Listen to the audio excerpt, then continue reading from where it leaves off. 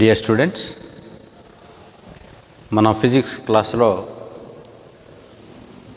మనం electric current, విద్యుత్ ప్రవాహం అనేటువంటి చాప్టర్లో ఉన్నామండి. ఆ చాప్టర్ దాదాపుగా అయిపోయింది, చివరికి వచ్చాం.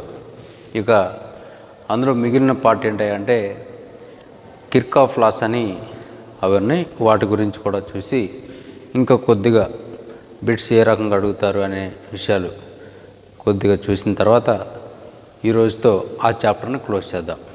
Okay, right. చాలా గ్యాప్ వచ్చింది మనకి కొంచెం అనివార్య కారణాల వల్ల. కానీ మీకు పాలిసెట్ 1వ తారీఖున జరగటానికి మీరు బాగా సిద్ధపడుతున్నారు అనుకుంటున్నాను. మనకి ఆన్లైన్లో కూడా ఎగ్జామ్స్ పెడుతున్నారు. ఆ ఎగ్జామ్స్ మీరు మంచిగా ఉపయోగించుకోండి, చక్కగా రాయండి, వెరిఫై చేసుకోండి. ఏదైనా డౌట్స్ ఉంటే ఒకసారి మమ్మల్ని వచ్చి కలవచ్చు. ఇప్పుడు ప్రజెంట్ పరిస్థితి అంత తీవ్రంగా లేదు కాబట్టి మనం ఇక్కడ కాలేజీలో, మన పాలిటెక్నిక్ కాలేజీలోనే, దివిసీమ పాలిటెక్నిక్లో మీకు మేము అవైలబుల్గా ఉంటాం. ఓకే, ఆఫ్లైన్ కోచింగ్ కూడా పెడతామని మేము అనౌన్స్మెంట్ చేసాం. కాబట్టి ఇంట్రెస్ట్ ఉన్న వాళ్ళు ఎవరైనా సరే మీరు ఆ డౌట్స్ క్లారిఫికేషన్ కానివ్వండి, లేకపోతే మోడల్ పేపర్స్ ఎలా ఉంటాయి ఆ మోడల్ పేపర్స్ ప్రాక్టీస్ చేయడానికి కానివ్వండి, మీరు వస్తే మీకు అది ఉపయోగకరంగా ఉంటుంది. ఓకేనా, రైట్. ఇప్పుడు మీకు ఎంతవరకు అయితే సిలబస్ ఉందో అంతవరకు పర్ఫెక్ట్గా చదవండి. ఆ పైన విషయాలు కూడా నేను చెప్తున్నాను, అవి కూడా మీరు మంచిగా చదవటానికి ప్రయత్నం చేయండి. ఎందుకంటే ఎగ్జామినేషన్ పాయింట్ ఆఫ్ వ్యూలో 1-2 బిట్లు, లేకపోతే మనకు చాప్టర్ వైజ్ వచ్చేటువంటి ఒక 5-6 బిట్లలో కొద్దిగా 1-2 అవతలకి వెళ్ళిపోయే ఛాన్స్ ఉంటుంది. వెళ్ళినప్పుడు మనం ఫీల్ అవుతాం, బాధపడతాం. ఎందుకంటే మీకు ఫిల్టరేషన్ చేయటం కోసం కొద్దిగా టఫ్ లెవెల్ పెంచడానికి అలా చేస్తారు. మీరు అటువంటిప్పుడు ఇబ్బంది పడకుండా ఉండటానికి కొంచెం మేము చెప్పే వాటన్నిటిని కూడా మీరు ఫాలో అయితే మీకు మంచిది. ఓకేనా, ఇంకా ఫర్దర్గా డౌట్స్ ఉంటే చెప్పాను కదా మీకు, మేము కాలేజీలో అవైలబుల్గా ఉంటాం, మమ్మల్ని మీరు వచ్చి కలవచ్చు. ఓకేనా, రైట్. సరే, కిర్చాఫ్ లాస్. కిర్చాఫ్ అనే ఒక శాస్త్రవేత్త కిర్చాఫ్స్ లాస్, కిర్చాఫ్ నియమాలు, కిర్చాఫ్ అంటారండి, కొంతమంది కిర్చాఫ్ అంటారు. ఈయన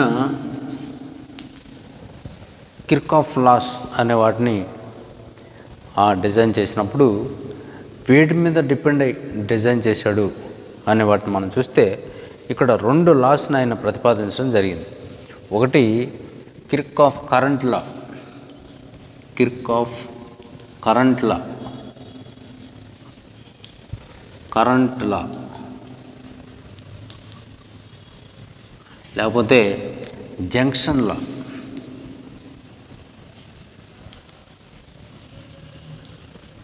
ఓకేనండి, కిర్చాఫ్ జంక్షన్ లా, సంధి నియమం అంటారు తెలుగులో. కిర్చాఫ్ సంధి నియమం, సంధి, లేకపోతే విద్యుత్ ప్రవాహ నియమం.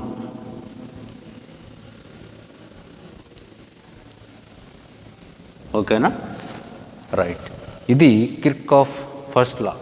ఇకపోతే కిర్చాఫ్ సెకండ్ లా ఒకటి ఉంది. అదేంటంటే కిర్చాఫ్స్ వోల్టేజ్ లా, వోల్టేజ్ నియమం, వోల్టేజ్ నియమం, వోల్టేజ్ నియమం. ఓకేనండి, ఈ వోల్టేజ్ లాని ఇంకోటి ఏమంటారంటే లూప్ లా అని కూడా అంటారు. లూప్ లా, వలయ నియమం అని కూడా అంటారు. కిర్చాఫ్ వలయ నియమం అని కూడా అంటారు. ఓకేనండి, ఈ 2 లాస్ గురించి ఒకసారి మనం చూసినట్లయితే, ఈ ఫస్ట్ లాని మనం జంక్షన్ లా అంటామండి, సంధి నియమం అంటాం. ఈ సంధి నియమంలో ఇదిగో ఒక జంక్షన్ లేకపోతే ఒక పాయింట్ ఏదైనా ఒకటి తీసుకున్నట్లయితే, ఈ పాయింట్ దగ్గర నుంచి కొన్ని కరెంట్స్ ఎలా వెళ్ళిపోతుంది అనుకుందాం. ఇలాగా కొన్ని కరెంట్స్ ఇట్లా లోపలికి వస్తుంది అనుకుందాం. ఇది ఓ అనే పాయింట్ అనుకోండి. ఇది I1, I2, I3, I4, I5 అనేటువంటి కరెంట్స్ అనుకుందాం. ఈ కరెంట్స్ ఇలా ఉన్నట్లయితే ఈ విద్యుత్ ప్రవాహాలు వీటి యొక్క algebraic some of currents passing through a junction is equal to 0 అని చెప్పేదే మనకి ఈ యొక్క విద్యుత్ ప్రవాహ నియమం అన్నమాట. కిర్చాఫ్ విద్యుత్ ప్రవాహ నియమం, కిర్చాఫ్స్ కరెంట్ లా, లేకపోతే కిర్చాఫ్స్ జంక్షన్ లా, సంధి నియమం ఏం చెప్తున్నాయి అంటే ఒక సంధి గుండా ప్రవహించేటువంటి విద్యుత్ ప్రవాహాల బీజీయం మొత్తం 0 అవుతుంది అని చెప్తుంది అన్నమాట. ఓకే, సో దీన్ని సింబాలిక్గా చెప్పాలంటే sigma I is equal to 0 అని చెప్పాలి. ఇక్కడ sigma I is equal to 0 అంటే I వాల్యూ ఇక్కడ ఉన్న వాల్యూస్ అని తీసుకోవాలండి.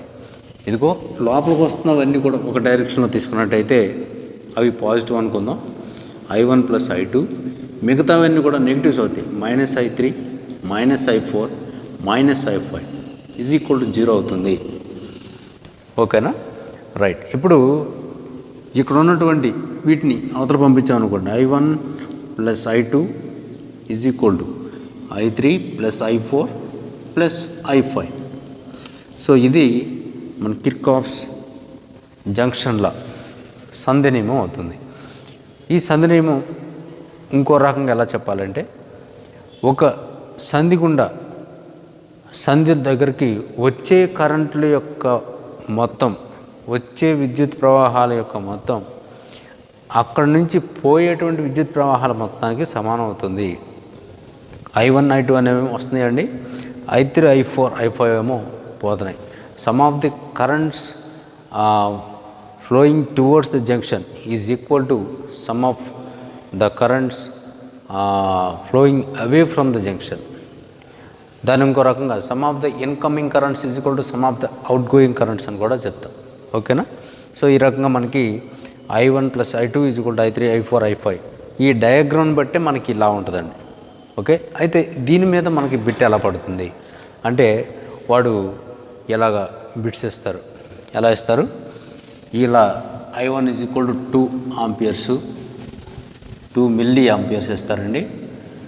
I2 is equal to 5 milli amperes, I3 is equal to 1 milli ampere, అలాగే I4 is equal to 3 milli amperes.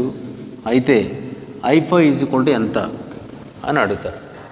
మరి క్వశ్చన్ ఎలా అడుగుతారు, డయాగ్రామ్ ఇస్తే ఇలా అడగవచ్చు. డయాగ్రామ్ ఇవ్వకుండా ఎలా అడుగుతారా అంటే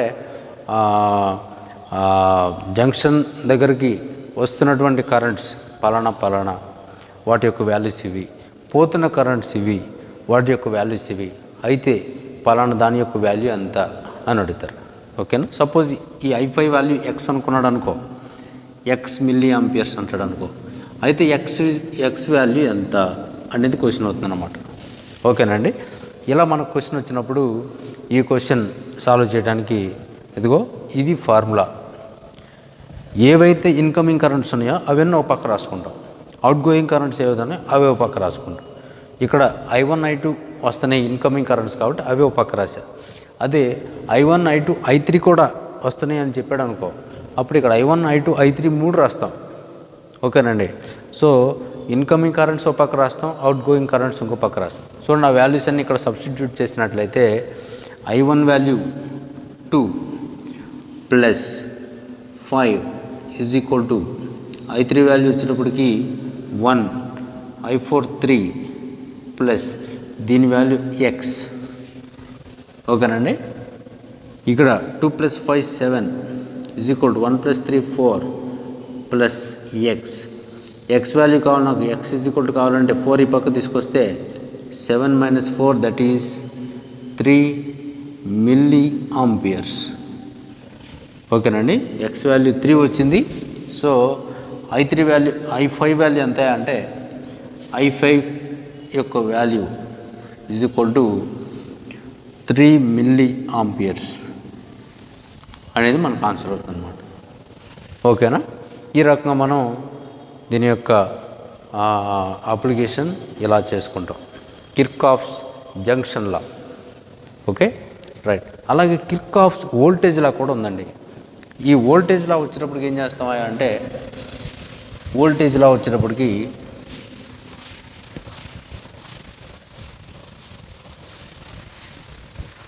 ఈ వోల్టేజ్ లా అనే దాన్ని మనం చూసినట్లయితే,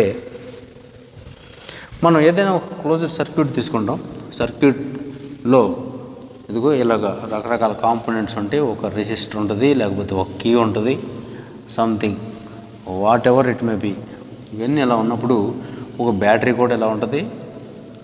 ఇలా ఉన్నటువంటి ఈ సర్క్యూట్లో ఇదిగో చూడండి, దీని యొక్క పొటెన్షియల్ డిఫరెన్స్ ఇదిగో ఇక్కడ ప్రవహించేటువంటి విద్యుత్ ప్రవాహం ఐ అనుకున్నట్లయితే, ఐ అనే విద్యుత్ ప్రవాహం ఇలా ప్రవహిస్తున్నట్లయితే, ఇదిగో ఈ బ్యాటరీ యొక్క ఈఎంఎఫ్ క్యాపిటల్ ఈ అనుకున్నట్లయితే, ఇదిగో దీని గుండా ప్రవహించేటువంటి ఈ రెసిస్టర్ గుండా ప్రవహించేసేటువంటి కరెంట్ ఐ అనుకున్నట్లయితే, అక్కడ ఉన్నటువంటి పొటెన్షియల్ డిఫరెన్స్ దీన్ని వి అనుకున్నట్లయితే, ఇప్పుడు వి ఈజ్ ఈక్వల్ టు ఐఆర్ అనే ఫార్ములా ప్రకారం వోల్టేజ్ వాల్యూ వస్తుందండి.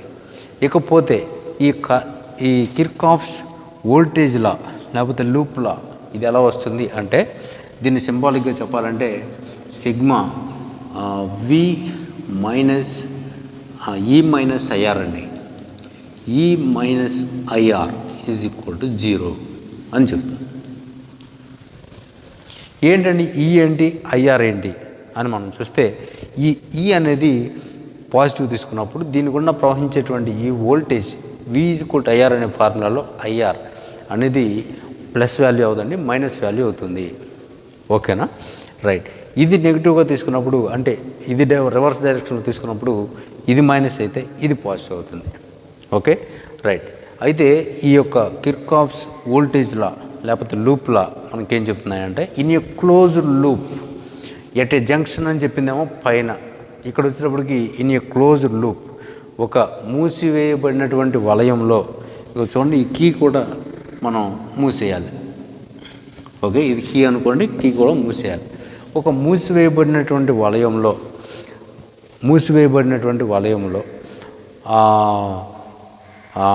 పొటెన్షియల్ భేదాల బీజీఏ మొత్తం విద్యుచ్చాలక అంటే ఘటాల విద్యుచ్చాలక బలంతో కలిపి ఎంతైతే ఉంటుందో ఆ వాల్యూ 0కి సమానం అని చెప్పేదే మనకి కిర్చాఫ్స్ వోల్టేజ్ లా లేకపోతే లూప్ లా, వలయ నియమం. ఇదేం చెప్తున్నాయి అంటే, ఇంగ్లీష్లో చూడండి ఒకసారి, the algebraic some of potential differences in a closed loop along with the EMF of the battery. ఓకేనా, ఈఎంఎఫ్ ఆఫ్ ద బ్యాటరీతో సహా వీటన్నిటిని కలిపితే మనకి ఎంతైతే వస్తుందో దాన్ని మనం దట్ ఈజ్ ఈక్వల్ టు 0 అని చెప్పేదే మనకు వచ్చేటువంటి ఈ యొక్క ఏమంటారు, ఈ యొక్క వోల్టేజ్లా లేకపోతే లూప్లా. ఓకేనా, రైట్. ఇక్కడ ఈ రకంగా మనం సింబాలిక్గా చెప్తామండి. సపోజ్ ఇక్కడ ఇంకొక రెసిస్టర్ పెట్టాను అనుకో, ఇదిగో ఇలాగా ఇంకొక రెసిస్టర్ పెట్టాను అనుకోండి, ఇది R1 ఇది R2 అవుతుంది అనుకో. ఇప్పుడు I అనే కరెంటే ప్రవహిస్తుంది. మనకు గుర్తుంది కదా మీకు, ఈ రెసిస్టర్స్ ఎప్పుడైతే సిరీస్లో ఉంటాయో I అనే కరెంట్ సేమ్గా ఉంటుంది, కానీ పొటెన్షియల్ డిఫరెన్సెస్ డిఫరెంట్ అవుతాయి. అంటే ఇక్కడ ఒక పొటెన్షియల్ డ్రాప్ అవుతుంది, ఇక్కడ ఒక పొటెన్షియల్ డ్రాప్ అవుతుంది. ఇక్కడ V1 వస్తే ఇక్కడ V2 వస్తుంది అనమాట. ఓకే, సో అక్కడ V1 ఈజ్ ఈక్వల్ టు ఏమో IR1 అవుతుంది, ఇక్కడ V2 ఈజ్ ఈక్వల్ టు ఏమో IR2 అవుతుంది. రైట్. ఇక్కడ మరి దీని ప్రకారం ఏమవుతుంది అంటే, ఈ minus I into R1 plus R2 is equal to 0. So E is equal to I into R1 plus R2, that is IR1 plus IR2, that is V1 plus V2. ఓకేనండి. ఈ రకంగా మనకి ఈ యొక్క కిర్చాఫ్ సెకండ్ లా లేకపోతే loop లా, వలయ నియమం ఏదైతే ఉందో, వోల్టేజ్ లా ఏదైతే ఉందో దాన్ని ఈ రకంగా మనం అప్లై చేస్తాం. ఇవి రకరకాల సర్క్యూట్స్లో మనం అప్లై చేసి అక్కడ ఉన్నటువంటి వాల్యూస్ని ఫైండ్ అవుట్ చేయొచ్చు. ఓకే, సపోజ్ ఐ వాల్యూ ఇచ్చేసారనుకోండి, R1 R2 యొక్క వాల్యూస్ ఉంటాయి, వాటి యొక్క వాల్యూస్ కనుక్కోవచ్చు. ఒకవేళ R1 యొక్క వాల్యూ కూడా ఇచ్చేస్తారు, R2 వాల్యూ కనుక్కోవచ్చు. ఓకేనా, రైట్. ఈ రకంగా మనం ఈ యొక్క కిర్చాఫ్ సెకండ్ లాని అప్లై చేయటం నేర్చుకుంటాం. ఓకేనండి, రైట్. ఇక ఈ యొక్క రెసిస్టర్స్కి సంబంధించి ప్యారలల్ కనెక్షన్, సిరీస్ కనెక్షన్ అవి చాలా ఇంపార్టెంట్. వాటిని గురించి మీరు కూలంకషంగా ఉండాలి. ఎగ్జామినేషన్ పాయింట్ ఆఫ్ వ్యూలో అవి మీకు ఎంతో కీ రోల్ ప్లే చేస్తాయి అనడంలో ఎటువంటి సందేహం లేదు. ఓకేనా, రైట్. సో ఇప్పుడు ఇందులో కూడా ఒక ప్రాబ్లం చూస్తే మనకి బాగుంటుంది. సపోజ్ ఈ అనేటువంటి ఈ బ్యాటరీ యొక్క వాల్యూ సపోజ్ 3 volts అనుకోండి. 3 volts ఈఎంఎఫ్ అయినా సరే వోల్ట్సే మనకి యూనిట్ కదండి. So EMF of the battery 3 volts అనుకుందాం. అలాగే R1 యొక్క వాల్యూ 10 ohms అనుకుందాం. 10 ohms అనుకుందాం. ఓకేనా.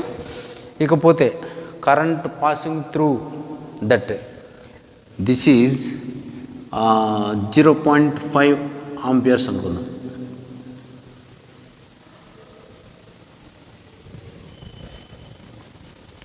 జీరో 0.1 అందామండి, 0.1 amperes అనుకుందాం. ఓకేనా, రైట్. ఇప్పుడు R2 వాల్యూ అంతా అని అడుగుతారు. సో అప్పుడు ఏం చేస్తాం చూడండి, ఇక్కడ ఉన్నటువంటి ఈ ఫార్ములా ప్రకారం ఈ అంటేనేమో 3 volts అండి. 3 minus 3 ఈజ్ ఈక్వల్ టు అర్థం పోనీ 3 ఈజ్ ఈక్వల్ టు I అంటేనేమో 0.1 ampere into R1 plus R2. R1 value 10 అన్నాను, R2 వాల్యూ నాకు తెలియదు అన్నాను. ఓకేనా, రైట్. ఇందులో చూడండి, మల్టిప్లికేషన్ చేసే ముందు దీన్ని పక్క తీసుకొచ్చేద్దాం. ఇది వచ్చేటప్పటికి 3/0.1 అంటే ఎంత అవుతుందండి, 30 అవుతుంది. ఓకే, ఇక్కడ 10 ప్లస్ R2, మరి R2 ఈజ్ ఈక్వల్ కావాలంటే ఈ 10ని పక్కకు తీసుకొస్తే -10 అవుతుంది. 30 - 10 అంటే R2 వాల్యూ 20 ohm అవుతుంది. ఓకేనండి. సో ఈ రకంగా మనం ఉన్నటువంటి ఆ వాల్యూస్ని కనుక్కోవచ్చు. ఇంకా కొంచెం టిపికల్గా ఉండేటువంటి సర్క్యూట్స్ అయినా సరే మీరేం భయపడాల్సిన పని లేదు. జస్ట్ మనం వాడాల్సినటువంటి ఆ విధానం ఇదే.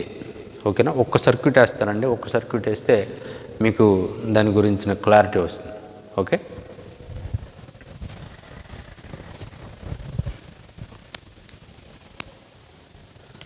ఇక్కడ చూడండి, ఇక్కడ ఇచ్చినటువంటి సర్క్యూట్లో ఈ 12 volts బ్యాటరీ ఎక్కడ పెట్టారండి, ఈ వాల్యూ అన్నమాట ఇది.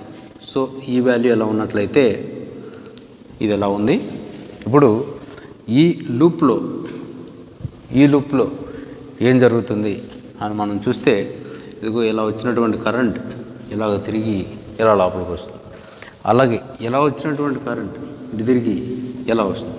ఇప్పుడు ఎంత కరెంట్ వస్తుంది అనే దాన్ని మనం ఐడెంటిఫై చేయాలంటే, మనం దీనికి సంబంధించి కొంచెం ఆ సర్క్యూట్లో ఆ కిర్చాఫ్ లా ఏదైతే ఉందో దాన్ని మనం అప్లై చేసినట్టయితే మనకు కొంచెం క్లారిటీ వస్తుందండి.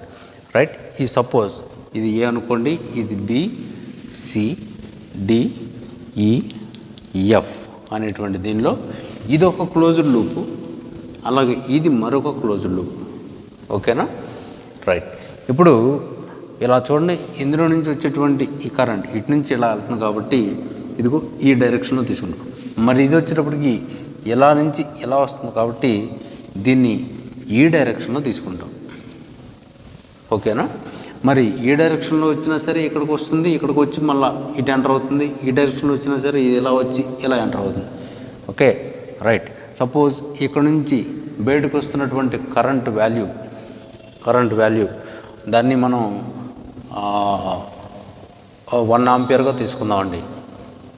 1 ఆంపియర్ అనేటువంటి కరెంట్ వెళ్తున్నట్లయితే ఈ 1 ఆంపియర్ అనేటువంటి కరెంటు ఇలా వచ్చిన తర్వాత ఇలా ఇటు నుంచి ఇటు ఇలా వచ్చేటప్పుడు అది ఎలాగా అది డివైడ్ అవుతుంది అనేదాన్ని మనం చూస్తే, సపోజ్ ఇది I1 వాల్యూ కూడా వచ్చేసారు అనుకుందాం 0.5 ఆంపియర్స్ అని, I2 వాల్యూ కూడా 0.5 ఆంపియర్స్ చేశారని అనుకుందామండి. ఇక్కడ ఈ యొక్క R వాల్యూ ఎంత, R3 = ఎంత అనేది మనం చూసినట్లయితే ముందు సర్క్యూట్ యొక్క వోల్టేజ్ లా దీనికి అప్లై చేసి వచ్చేటువంటి ఈక్వేషన్ ముందు రాసుకోవాలి. Okay right. ఈ అనేదాన్ని ఇలా తీసుకున్నట్టయితే ఈ మైనస్ ఇదిగో ఇలా వచ్చినటువంటి IR అనేటువంటి V1 అండి, ఇది V1 ఇలా వచ్చిన తర్వాత పోనీ దీన్ని I/R1 అని రాద్దాం, I1R1 అని రాద్దాం, మైనస్ ఇలా వచ్చిన తర్వాత ఎలా వస్తుందండి, దీన్ని I1 + I2 R2. Okay right. మరి ఇదేమవుతుంది, ఇటు నుంచి ఇలా తిరిగి అటు వస్తుంది. మరి దీని వాల్యూ కూడా ఏమవుతుంది అంటే ఇది ఈ డైరెక్షన్లో I2 × R3 = 0 అనేది మనకు వచ్చేటువంటి ఈక్వేషన్. ఓకేనా రైట్. ఇవన్నీ కూడా 2 ప్యారలల్గా ఉన్నాయి దీనికి సంబంధించే. మరి ఇప్పుడు ఈక్వేషన్లో ఇక్కడ 12 volts అండి, ఇది 12 తీసుకోండి. తర్వాత మైనస్ I1 వచ్చేటప్పటికి ఇదిగో 0.5 × R1 అంటే 4 మైనస్ I1 + I2 అంటే 1 ఆంపియర్ అనుకున్నాం. 0.5 + 0.5 1 ఆంపియర్ ఇంటూ R2 వచ్చేటప్పటికి 3 ohm మైనస్ I2 వచ్చేటప్పటికి మనకు 0.5 అండి ఇంటూ R3. R యొక్క వాల్యూ మనకి తెలియదు, 0. ఓకేనా. ఇప్పుడు ఈ మిగతా వాల్యూస్ అన్నీ కూడా మనం అవతలకు పంపించేసినట్టయితే చూడండి, ఇక్కడ నుంచి వచ్చినటువంటి ఈ కరెంట్ ఇది ఈ డైరెక్షన్ ఉంది కాబట్టి మనం ఇక్కడ నెగిటివ్గా తీసుకున్నాం. ఈ డైరెక్షన్లోకి వచ్చేటప్పటికి దీన్ని పాజిటివ్ వాల్యూ తీసుకోవాల్సి వస్తుంది. Okay plus I2R3 right. ఇక్కడ 12 మైనస్ 0.5 × 4 అంటే 2 అండి, మైనస్ 1 × 3 అంటే -3 ప్లస్ 0.5 R3 = 0. ఓకేనా రైట్. 12 - 5 7 వస్తుందండి, 7 ప్లస్ 0.5 R3. ఓకేనా రైట్. ఇక్కడ చూడండి, ఇది ఈ డైరెక్షన్లో దీన్ని మనం ప్లస్ తీసుకోకూడదండి, మైనసే తీసుకోవాలి. ఎందుకంటే ఇది ఆల్రెడీ ఇటువైపు నుంచే ఎలా వస్తుంది కాబట్టి ఇది పాజిటివ్గా తీసుకున్నప్పుడు మిగతా అన్ని కూడా నెగిటివ్ తీసుకోవాలి. సారీ, ఇది మైనస్ వాల్యూ తీసుకుంటాం. ఓకేనా మైనస్ R3 0.5 R3. ఇక్కడ 7 మైనస్ 0.5 R3 = 0. మరి 0.5 R3 = 7 అంతే కదా. 7 అవతల పెట్టామంటే అవతలకు వస్తే అవుతుంది. R3 = కావాలంటే 7/0.5 దట్ ఈజ్ 14 ohm. R3 వచ్చేటప్పటికి ఎంత అంటే 14 ohm అండి. ఓకేనా. సో ఈ రకంగా మనకి ఆ థర్డ్ రెసిస్టర్ ఏదైతే ఉందో ఆ రెసిస్టెన్స్ని మనం కనుక్కోవచ్చు.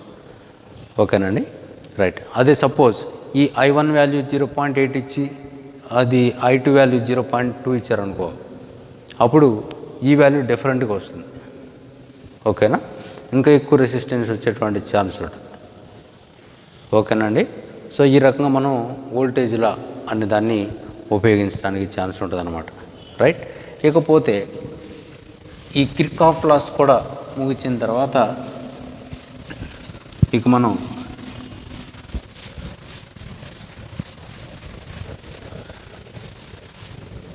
ఇంకా ఏ రకంగా బిట్స్ అడిగేటువంటి ఛాన్స్ ఉంది అనేదాన్ని మనం చూసినట్లయితే 1-2 బిట్స్ చెప్తారండి మీకు.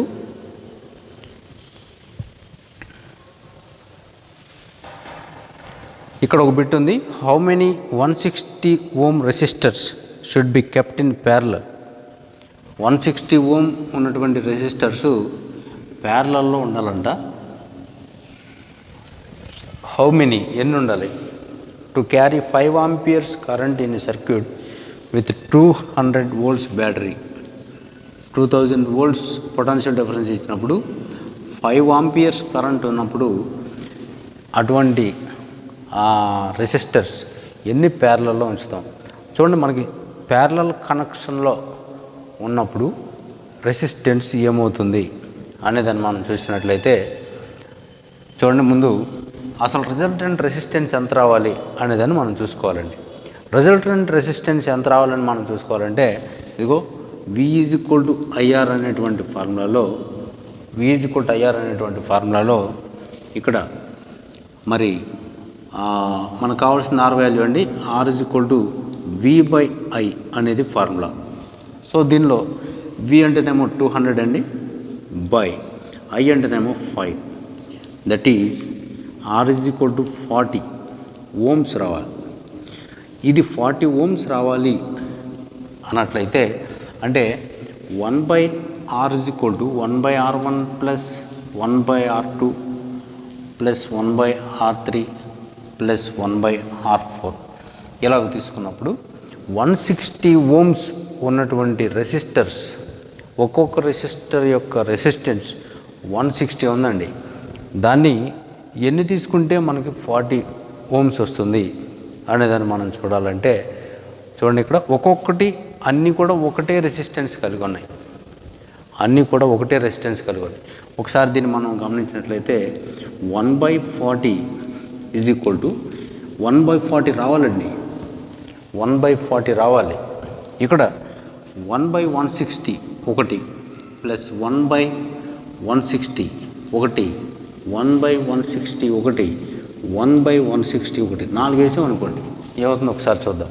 చూడండి, LCM వచ్చేటప్పటికి 160 వస్తుంది. పైన అన్నీ ఒకటిలో ఉన్నాయి కాబట్టి 1 + 1 + 1 + 1 వేస్తాం, 4/160. 4 ఇందులో 40 సార్లు పోతుందండి, 1/40. సో ఇక్కడ 160 ఉన్నటువంటి ఆ రెసిస్టర్స్ ఎన్ని వస్తాయి అంటే 4 వస్తాయి అన్నమాట. దీన్ని ఎలా చేస్తాం న్యూమరికల్గా అంటే సో 1/R = N × 1/R1 అని రాసుకోవాలి. లేకపోతే ఇది R ఉంచుకోండి, దీని యొక్క వాల్యూ ఇక్కడ వేసేయండి. Right, 1/40 = N × 1/160. 160లో ఇది ఎన్నిసార్లు పోతుందంటే 4 times పోతుంది. 4 ఈ పక్క తీసుకొచ్చామంటే N = 4 అవుతుంది అనమాట. ఈ రకంగా మనం 4 రెసిస్టర్స్ ఎలా చేసినట్టయితే మనం ప్యారలల్ కాంబినేషన్లో సమాంతర సంధానంలో 160 ohms ఉన్నటువంటి వాటిని 4ని మనం అలా కలిపితే వారి యొక్క ఫలిత నిరోధం ఎంత వస్తున్నాయి అంటే 40 ohm. ఈ 40 ohm డైరెక్ట్గా ఇవ్వరండి. ఎలా ఇస్తారు? 200 volts ఇచ్చినటువంటి బ్యాటరీ ఉంటుంది, 5 amperes కరెంట్ ప్రవహిస్తుంది. అటువంటిప్పుడు 160 ohm ఉన్నటువంటి వాటిని ఎన్నిటిని మనం ప్యారలల్లో కలపాలి అని వాళ్ళు అడుగుతారు అన్నమాట. ఓకేనా? ఇదే రకంగా ఇంకోటి మనం చూసినట్లయితే సపోజ్ 10 ohms ఉన్నటువంటి రెసిస్టర్స్ని సిరీస్లో ఎన్ని కలపాలి అంటే R = R1 + R2 + R3 + R4 ఇలా ఫార్ములా ఉంది కదా మనకి. ఇందులో ఈ 40 ఈ 10 అనే దానికి మల్టిప్లికేషన్ అన్నమాట. ఎంతతో మల్టిప్లై చేస్తే N వాల్యూ ఇక్కడ రెసిస్టెన్స్ వాల్యూ 40 అవుతుంది అనే దాన్ని మనం చూస్తే 4 అండి. సో దట్ ఈజ్ ఇక్కడ కూడా 4.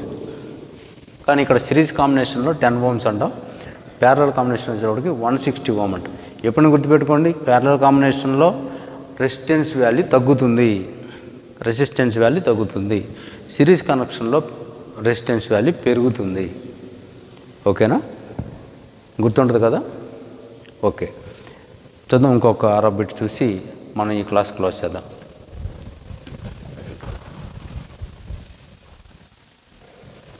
చూడండి, ఇక్కడ మీకు ఆప్షన్స్ కూడా ఇచ్చారు. RP value 2 ohm and RS value 9 ohm. అటువంటిప్పుడు R1 R2 యొక్క వాల్యూ ఎంత? ఆర్పి అంటేనేమో ప్యారలల్ కనెక్షన్ అండి, సమాంతర సంధానంలో 2 ఓం వచ్చిందంట. అలాగే సిరీస్ కనెక్షన్లో 9 ఓం వచ్చిందంట. ఇప్పుడు ఆ సిరీస్ కనెక్షన్లో ఆ రెసిస్టెన్స్ని ప్లస్ చేస్తే సరిపోతుంది. సో ఆర్ఎస్ వాల్యూ కావాలి అంటే R1 + R2 = 9 రావాలి. సో R1 + R2 9 రావాలంటే ఇది కాదు. ఓకే, నెంబర్ 1 ఆప్షన్ ఇది ఫెయిల్. ఇక ఈ 3 కూడా యాడ్ చేస్తే 9 అవుతుందండి. ఓకే, ఆర్ఎస్ వరకు ఓకే, సిరీస్ కనెక్షన్ శ్రేణి సంధానంలో ఓకే. ఇప్పుడు మరి ప్యారలల్ కనెక్షన్లో 2 ఓం రావాలి. 2 ఓం రావాలంటే ఆర్పి కావాలంటే ఆర్పి R1 R2 R1 + R2 అవుతుంది. అంతే కదా. 1/R = 1/R1 + 1/R2లో ఎల్సిఎం తీసుకున్నట్లయితే R1 R2 అనేది కిందకు వస్తుంది. దాన్ని రివర్స్ తీసుకున్నప్పుడు R1 R2 పైకి వెళ్ళిపోయి R1 + R2 కిందకు వస్తుంది. అంతే కదా. కాబట్టి 1/R = 1/R1 + 1/R2. ఇందులో ఎల్సిఎం R1 R2, ఇక్కడ R2 వస్తుంది, ఇక్కడ R1 వస్తుంది, ఇది 1/R. R కావాలంటే రివర్స్ అవుతుందండి. R1 R2 పైకి వెళ్తాయి బై R1 + R2 కిందకు వస్తుంది. ఇది అంతే కదా. సో ఈ ఫార్ములాని ఇక్కడ మనం అప్లై చేసినప్పుడు R1 R2 వాల్యూస్ ఏవి తీసుకోవాలి? సపోజ్ 3R తీసుకుందాం. 3R తీసుకుంటే 3 × 6 / 3 + 6, 3×6 = 18/9 కొట్టేసాం అనుకోండి, 2 ohms. సో ఆర్పి వాల్యూ ఎక్కడ ఎంత వచ్చిందండి? 2 ohms వచ్చింది. కాబట్టి ఆన్సర్ సరిపోతుంది. అదే 4 5 తీసుకోండి. 4 5 తీసుకుంటే 4 × 5 వేస్తే 45 వస్తుంది బై 4 + 5 అంటే 9 వస్తుంది. దీన్ని క్యాన్సిల్ చేయండి, 5 వస్తుంది ఇక్కడ. ఓకేనా. అదే 2 7 తీసుకోండి. 2 7 14 అవుతుంది బై కలిపితే 9 అవుతుంది. మరి ఇచ్చేస్తే 2 ohms రాదు. ఓకే, 2 ohms వచ్చేటువంటి ఆప్షన్ ఏదైతే ఉందో అంటే ఇదిగో సెకండ్ ఆప్షన్ అనమాట. ఓకేనండి. ఈ రకంగా మనకి బిట్స్ కొద్దిగా మన బుర్రకి ఎలా అంటారు, కొద్దిగా మేత పెట్టినట్టు, మేత అంటారు కదా, అట్లాంటి బిట్స్ మనం అడుగుతారు. మనం వాటిని పాజిటివ్గా తీసుకుని రియాక్ట్ అవ్వాలి. అంతేగాని ఇది ఎక్కడ వచ్చిందిరా బాబు, మనకి సంబంధం లేదు, మనకి ఎక్కడ నెత్తి మీద పడిపోయిందని ఫీల్ అవ్వకూడదు. ఓకేనా. ఫార్ములా వస్తుంటే మనం దాన్ని ఖచ్చితంగా ఫేస్ చేయగలం. ఫార్ములా మన చేతిలో లేదనుకోండి, మనం ఏం చేయలేం. రైట్. ఇక మిగిలిన బిట్స్ కూడా మీరు చూడండి, మనకి ఎక్కడ మోడల్ పేపర్స్లో వస్తూ ఉంటాయి. ఆ బిట్స్ అన్ని ట్రై చేయండి. రాకపోతే మీకు చెప్పాను కదా, వచ్చి మమ్మల్ని కలవచ్చు.